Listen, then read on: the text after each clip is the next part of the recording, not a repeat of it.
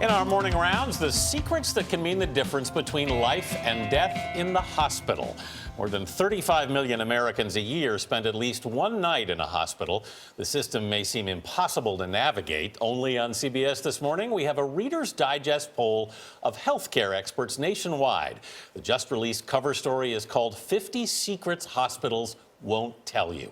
Editor-in-Chief Liz Vaccariello is here, along with our Dr. Tara Narula. Good morning to you both. Good morning. Good morning. Liz, one hospital secret that you all discovered is that medical errors can occur during shift changes. That's right. You're supposed to ask the nurses to do something called a bedside shift change. And that's where they exchange that information in front of you so you can say, no, it's the left foot, not the right foot. Right. One of the other things you can ask is for the team to make rounds at your bedside. So in the morning, they have the doctor, the interns, the residents, everybody there, so you can really interject your own opinion and your thoughts into your care. And in terms of medication errors, which is a big source of errors in the hospital, make sure you always have a list of your medications, the dosages, the times you take them, and don't interrupt the nurse when she's handing you your medication or dispensing it. That's been shown to increase Don't engage her, medication don't error. talk to him Don't or talk her. to her or him or her, yes. Tara, here's a shocking hospital secret. Your surgeon may be doing someone else's surgery at the same time as yours.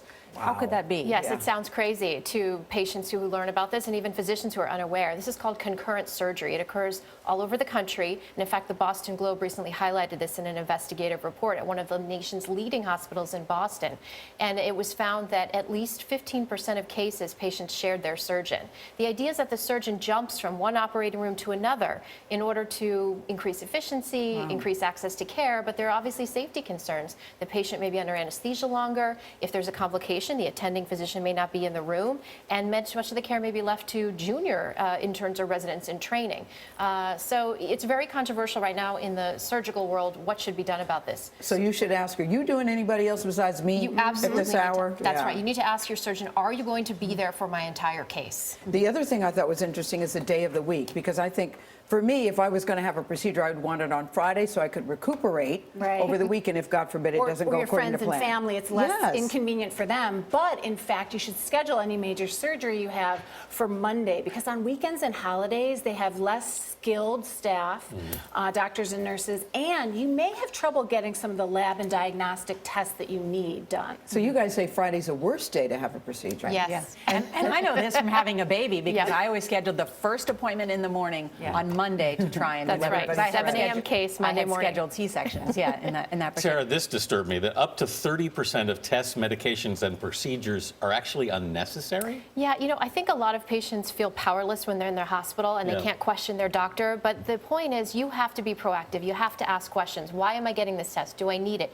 How will it change my care? Sometimes the tests or the labs are non-negotiable. They're critical. They have to be done. But in many instances, it is something that you can discuss with your doctor, and maybe the doctor will say, you know what, we don't have to do that right now, or we don't have to do this blood draw right now. So it's really important to empower the patient, for them to feel like they have a voice. But in most cases, I think the doctor knows more than I do about whatever I'm there to see him or her about. It is a fine line, and that is true. So you don't want to overstep the bounds, and you have to have some trust for the physician, but at the same time, it's your body, it's your health. You need to be in charge. Liz, what about hospital bills? 8 out of 10 hospital bills contain an error. So it's important for your own wallet and for insurance fees to make sure that the bills are accurate.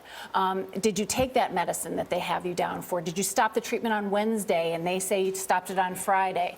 And the best thing to do is to call the billing center, and most times they'll take care of it. But if you have trouble, just saying, can I have the information of your chief financial officer, will often rattle that customer service representative into taking action and looking into it for you. How do I know the bill is wrong, though, Liz? If I see something on that, how do I know? You're not going to spend hours and days looking at every code. There are resources, though, if you want to. You can find them to help you, but look for the obvious errors. Right, you just got to check it like everything else. The chief financial officer. Okay. All right, Liz Vaccariello and Dr. Tara Narula, thank you both. And to learn all the 50 secrets hospitals won't tell you, go to CBSThisMorning.com.